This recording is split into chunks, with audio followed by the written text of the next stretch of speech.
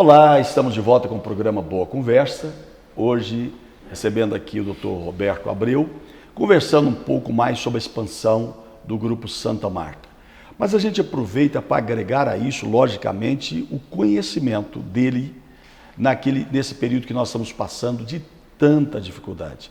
E a gente ouve falar bastante, Dr. Roberto, sobre essa questão das UTIs.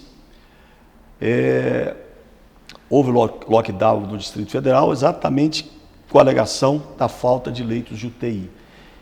E como é que está essa ocupação dos leitos de UTI no Grupo Santa Marta? Muito bem. De fato, nos últimos dias, sobretudo nos últimos 10 dias, nós tivemos um aumento muito importante da demanda de pacientes, não só de UTI, os pacientes COVID de um modo geral, tanto pacientes para internação em enfermaria, quanto o próprio pronto-socorro, mas, sobretudo, obviamente, aí a questão mais polêmica é a UTI, porque demanda de uma estrutura hospitalar muito maior, não só de equipamentos como de pessoas. Hoje nós temos um problema bastante significativo a ser tratado e considerado, o desgaste físico das equipes médico-assistenciais, né? Eu não falo só de médicos, falo de enfermeiros, fisioterapeutas e os demais profissionais envolvidos na assistência ao paciente COVID. O paciente da Covid-19 é um paciente muito complexo, que demanda muito da equipe assistencial, e hoje a gente tem as equipes assistenciais bastante desgastadas. Então, o que era muito comum até pouco tempo, que é você ter um profissional que trabalha em duas instituições, não é, em jornada dupla, hoje está cada vez mais difícil conseguir a mão de obra, porque esses profissionais não conseguem simplesmente sair de um hospital e continuar um plantão em outro. Carga horária sobrecarregada. Então está sobrecarregado fisicamente. Então hoje a gente tem cada vez mais dificuldade em fechar as escalas, e aí não estou falando só de médico, estou falando de enfermeiros e todos os demais. E essa demanda, então, que a gente realmente tem vivido nos últimos dias, tem nos trazido uma ocupação bastante significativa das UTIs, não só da Covid, como das não Covid, porque na maioria das vezes o que a gente acaba fazendo é convertendo as UTIs em UTIs próprias para a Covid, ou de coorte, como eu falei anteriormente, e acaba tendo um estrangulamento também das demais patologias, aí, da necessidade de disponibilidade de leitos para as demais patologias. Então, de modo que a gente tem vivido aí algo acima de 90% em vários dias, nesses últimos dias, e em alguns momentos com 100% da capacidade instalada. Eu até gostaria de continuar falando sobre o TI, mas antes, já que o senhor falou dos profissionais, como está sendo o acompanhamento desses profissionais? Porque, logicamente, acaba afetando psicologicamente também o grau de trabalho, a intensidade do trabalho, mas também, muitas vezes, a morte, né, que eles têm que lidar com isso, e o risco de se infectar. Hoje, talvez seja um dos principais problemas, né? Quer dizer, a capacidade do profissional absorver tudo que ele está vivenciando, e a instituição cada vez mais estar ao lado desse profissional, através da sua gestão de pessoas, né? Então, hoje nós temos uma gestão de pessoas bastante atuante no Hospital Santa Marta, e temos disponibilizados profissionais especializados, psicólogos, para poder prestar esse atendimento para o nosso colaborador, para que a gente consiga dar a eles tranquilidade para poder continuar a seguir trabalhando no enfrentamento a essa doença que realmente tem trazido tantas mortes e tanto sofrimento para a família brasileira, e do Distrito Federal não é diferente. Mas hoje o que a gente realmente tem é um profissional de saúde muito amedrontado, mas ainda assim trabalhando e dando muitas vezes a sua própria saúde em prol do nosso paciente. Então aqui aproveito essa oportunidade para agradecer a todos os profissionais do Grupo Santa Marta que continuam trabalhando, mesmo doentes, mesmo com medo de se contaminar e de contaminar a própria família, estão lá todos os dias prestando um atendimento de qualidade e de resolutividade, como a gente já falou. O meu muito obrigado. Isso vale a pena pelo seguinte, porque o profissional médico não tem como, especialmente aquele que está na linha de frente, como atender de casa ou no teletrabalho. Ele não tem opção, ele precisa estar no hospital e acompanhando pessoas que muitas vezes dependem dele para viver.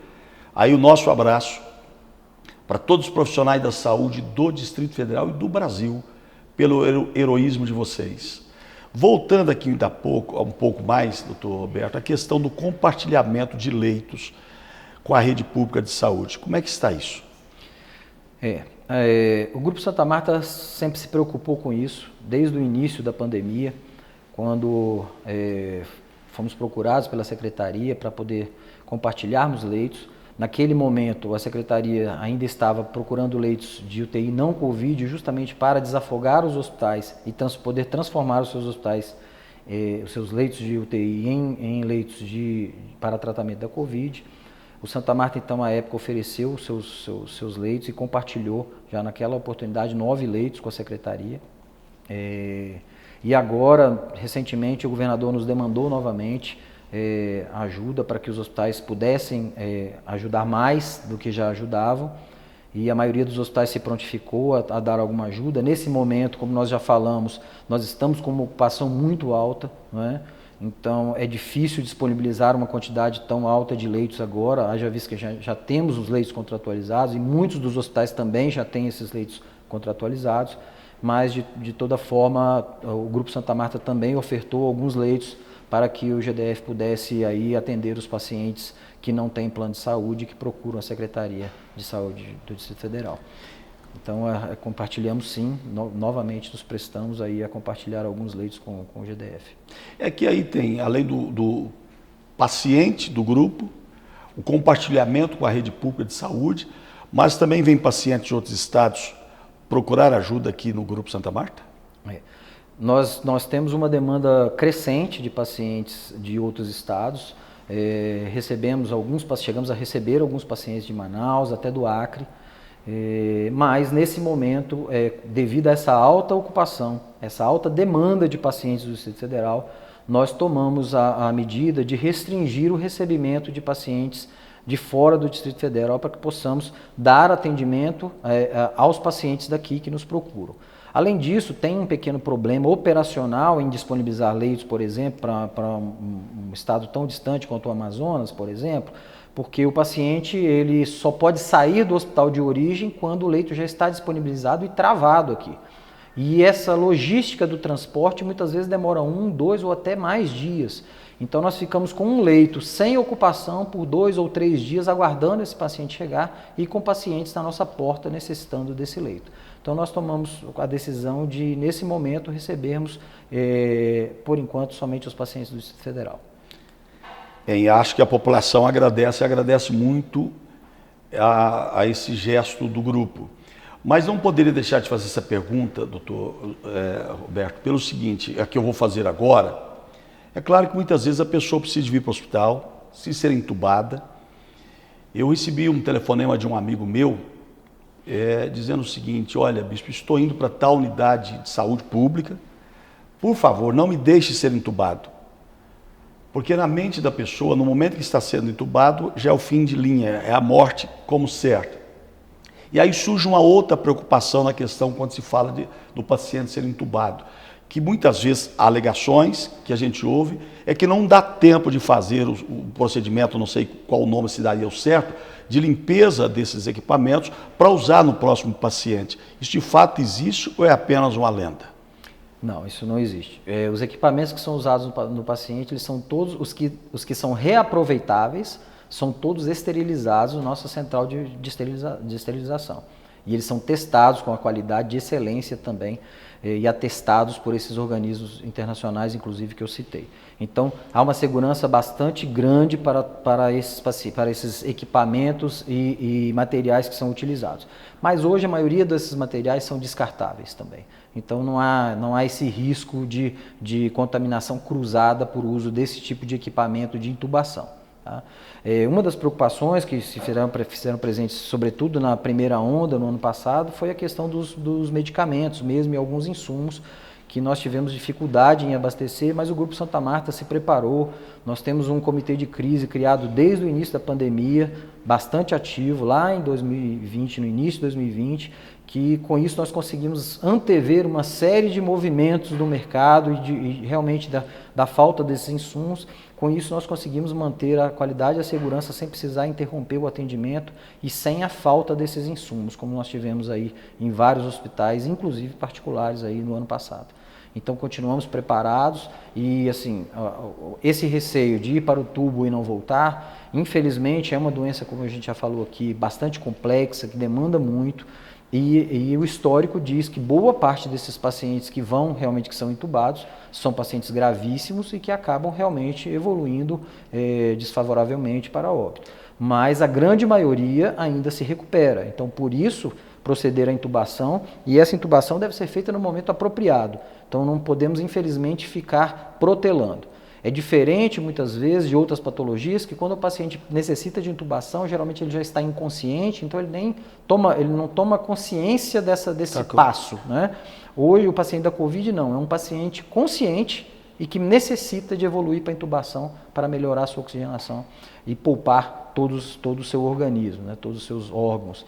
Então, por isso, muitas vezes, essa angústia, né, de saber que vai ser, porque o paciente sabe que vai ser intubado, ele é compartilhada com ele essa decisão da equipe, e aí muitas vezes vem essa angústia, quer se despedir da família, isso é algo realmente que é muito pesado, né, para a equipe médica estar vivenciando, óbvio, para o paciente e para a família nem se fala. E psicologicamente também é um prejuízo, né? Já que ele vai estar despedido da família, que ele já sabe que vai morrer, já vai psicologicamente pronto para a morte, né? O que é ruim. Mas, Grupo Santa Marta, aí dois novos hospitais, Ana Nery, Alberto Seide, e os novos desafios. Para por aqui ou tem novos desafios? Santa Marta nunca para, né? Os desafios são enormes. Eu acho que o maior desafio de curto prazo está posto, né? Lidar com essa pandemia, tentar entregar para o nosso paciente a mesma resolutividade, a mesma performance assistencial que nós vimos desenvolvendo em todos esses anos. Então, o desafio imediato é atravessar essa pandemia da melhor forma possível, conseguindo chegar aí da melhor forma possível no fim dessa pandemia. O desafio de médio prazo é tornar esses 2 hospitais que nós adquirimos agora tão confiáveis e com tanta qualidade quanto tem o Hospital Santa Marta. E o desafio de longo prazo, quem sabe, ampliar ainda mais essa rede, se tornar uma rede realmente consolidada, com hospitais de qualidade e segurança aí no Distrito Federal e, quem sabe, aí expandir para fora das fronteiras aí do Distrito Federal também. É que o Grupo Santa Marta tem todas as especialidades possíveis e imagináveis, né? Hoje o Santa Marta ele atende todos os níveis, todas as especialidades e subespecialidades, fazendo neurocirurgia, cirurgia cardíaca, as mais complexas que possa imaginar, e obviamente as cirurgias mais simples, procedimentos mais simples e o atendimento a qualquer tipo de patologia ou doença que venha nos procurar em qualquer um dos hospitais do grupo. Estamos encerrando o nosso programa, mas, doutor Roberto, lógico, eu gostei de uma mensagem do senhor para a população do Distrito Federal nesses dias difíceis. É difícil realmente trazer uma mensagem, mas eu acho que a mensagem que a gente quer trazer é que tudo vai passar, cada um precisa fazer a sua parte, se manter distante das outras pessoas e se cuidando, porque essa é a única forma de evitar que contraia o vírus nesse momento. E quando estiver a disponibilidade de vacina, procure o posto de vacinação e se vacine. Essa é a mensagem que a gente deixa para a população. E gostaria de aproveitar essa deixa, doutor Roberto, para dizer o seguinte: o distanciamento social é necessário, logo vai passar, mas não distancie de Deus. A fé, a esperança e o amor, disse o apóstolo Paulo, não podem morrer no coração da humanidade. Logo, logo, tudo isso vai passar, mas não perca a fé, nem a esperança, nem o amor. Longe das pessoas, mas mais perto de Deus. Fique conosco, porque daqui a pouco tem uma palavra de fé e esperança para você e sua família. Até daqui a pouco.